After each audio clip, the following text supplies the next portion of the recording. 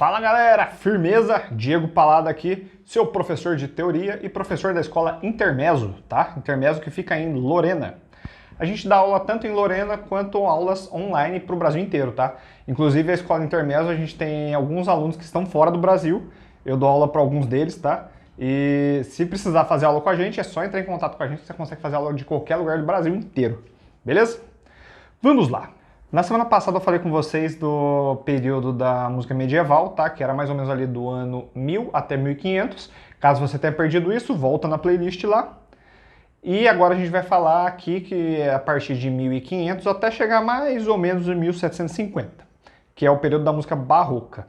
Se tiver algum chato aí dizendo que não é exatamente esse período, que tem algumas coisas entre eles, esquece esse chato aí. Esses restos aí não importa. Importa o que é o barroco, são os períodos que realmente fizeram diferença para alguma coisa. Mas tem uma galera aí que fala assim, ah não, que tem o pré não sei o que, e tem o pós sei lá o que, e tem os micro períodos que duraram 10 aninhos. Assim, num período que dura 250 anos não faz diferença você contar esses micro períodos aí no meio. É igual você tentar diferenciar as músicas de hoje que, ah não, agora em 2010 a gente teve a música sei lá o que, em 2011 começou não sei o que, 2012, não faz diferença, tá? Bom, vamos lá. A música barroca, ela veio bem pouquinho depois, assim, ó, o que aconteceu nesta época? Lá em 1400 e pouco, surgiu o Guido, que foi no finalzinho da música medieval, tá?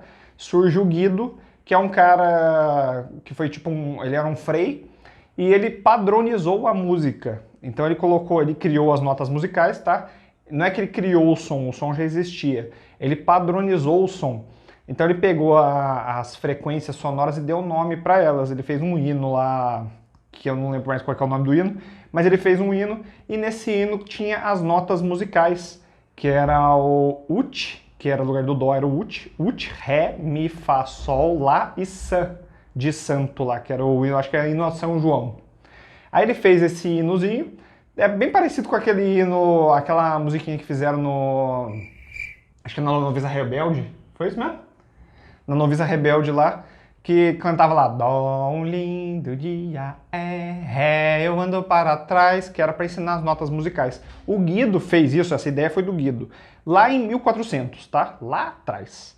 Então, quando ele criou esse padrão, começou a ter partitura e começou a melhorar o sistema de música.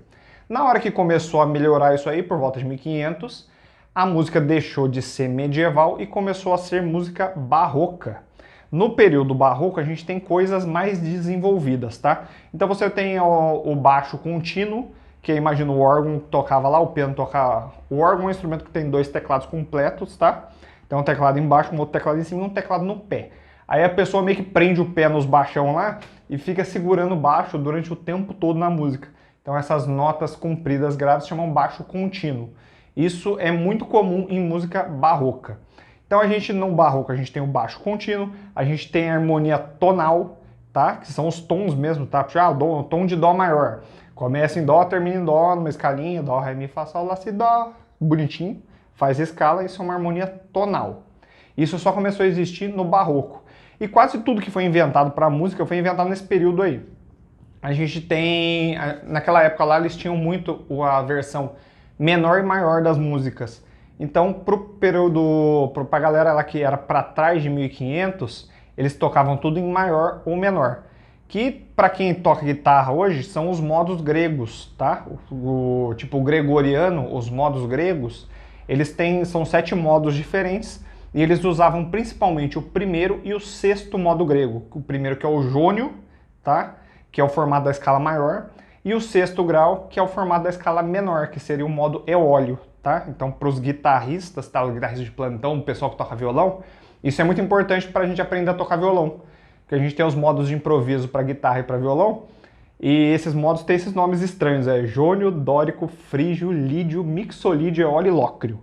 O jônio e o eólio são os mais usados, que é o primeiro e o sexto grau, tá? Mas você não precisa decorar isso, tá? É só para quem realmente vai tocar guitarra. Pra gente que toca baixo, sabe? É esse tipo de instrumento que tem traste. Tá? Para esse tipo de instrumento é bom saber disso. Para os outros, tipo pianista, Normalmente o pianista nem trabalha com nada relacionado a improviso, então não precisa saber disso. A gente usa esses modos normalmente para improvisar. Vamos repassar? Baixo contínuo, harmonia tonal, quer dizer que a gente tem todos os tons. Esses tons também fazem a gente poder fazer modulações, então começou a surgir modulação de tom, coisa que não tinha para trás. A gente conseguiu ter escalas diatônicas, tá? Então a gente tem todas as notas em formatos de todas as escalas. Como padronizou, você consegue fazer a mesma melodia em vários locais diferentes, diferente do canto gregoriano que estava para trás, que ele usava basicamente só 3 notas para cantar. Você pega a maior parte dos cantos gregorianos, que é tipo, imagina uma melodia assim, ó.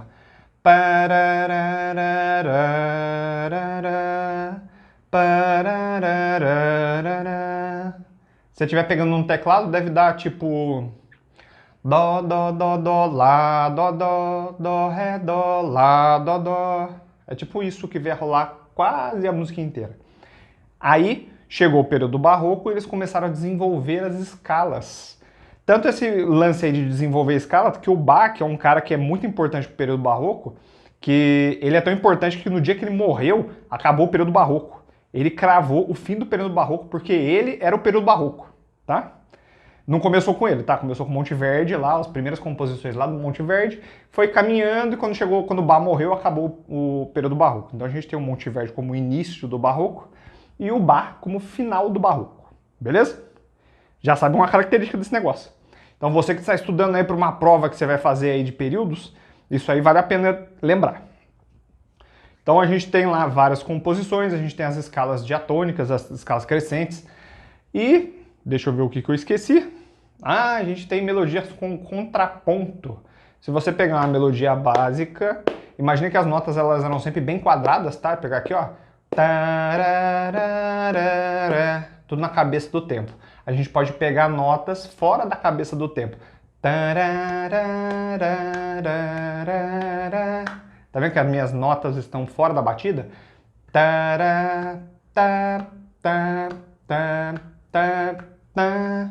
Sabe alguém que faz muito isso? Pachelbel, tá? Lembra do Canon de Pachelbel? Deixa eu tocar um pedacinho pra você.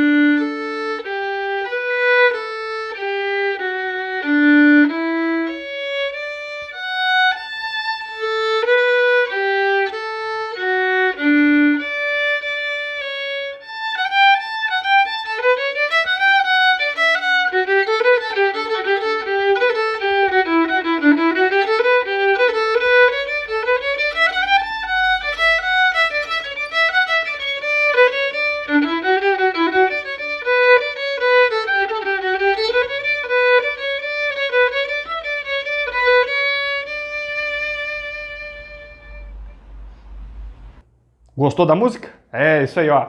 Esse canon aí que você ouviu é o canon de Pachelbel. Ele foi feito para tocar com 3 violinos e um violoncelo. São 3 violinos tocando exatamente a mesma coisa, atrasando 8 compassos, né, 8 tempos lá. Então, quando a primeira melodia acaba, o segundo começa a tocar a primeira e isso vai seguindo. Isso é uma coisa que aconteceu muito no período barroco. Começou lá com Pachelbel lá e outros compositores fizeram igual. E é basicamente isso, tá?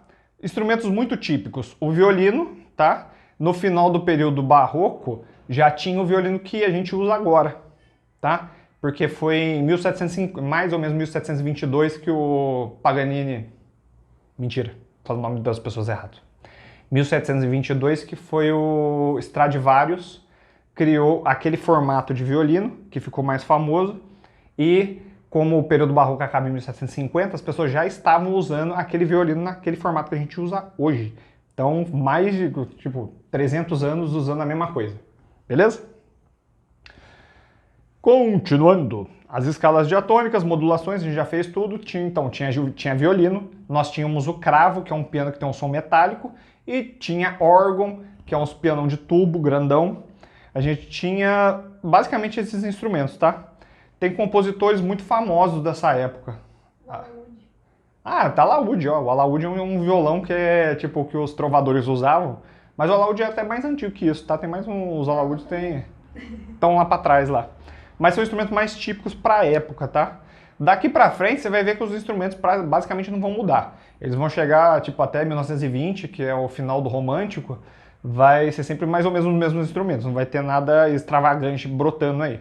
Vai mudar mais o formato de orquestra, essas coisas, tá? Monteverdi foi o primeiro cara que inventou o grupo de cordas. Antigamente tocava tipo 2 instrumentos só e tava bom. Aí quando o Monteverdi brotou, ele começou a juntar pessoas. Eu acho que foi lá para um grupo de 9, 10 pessoas. Beleza? Entendeu até aí? Então vamos tentar lembrar, ó. Vivaldi é um cara importantíssimo da música barroca. O Bach é o cara que fechou a música barroca, é importante também. O Handel, tá? O Handel é o cara super famoso para essa época. Telemann, tenta procurar aí músicas de Telemann, muito famoso. Pachelbel é um cara muito importante. Então você tem 5 compositores que se você procurar depois músicas para ouvir, você vai descobrir como é o tipo de música feito nesta época. Particularmente eu acho que é o período que eu mais gosto de música, que são as músicas mais quadradinhas, mais legalzinhas. As músicas se encaixam bem. Então eu gosto desse encaixe perfeito. Nada muito dissonante. Nessa época do barroco, não tem muita dissonância. A gente tem mais músicas casadinhas, bonitinhas, fechadinhas. Parece que o cara fez, não, vou fazer o mais perfeito possível. Não tem fazer, vou soltar um monte de nota aleatória aqui, o que sair, saiu. Tá? Então imagina com o período barroco a época onde a música ficou perfeita. Tá? Então a gente tem um lance certinho na música. Espero que você tenha gostado da música barroca. Assiste os vídeos, tá? Siga o vídeo de trás, ou se você é do futuro, veja os próximos vídeos, estão todos na playlist aí. Segue tudo, me segue no canal, me segue no Instagram, tá? O Instagram é Diego Palada, tá do mesmo jeito que tá aqui, segue lá. E siga a Francine também, se você precisa fazer edição, olha o nomezinho da Francine aí, ela está aqui, chacoalhando a cabeça atrás da câmera, segue a Francine também.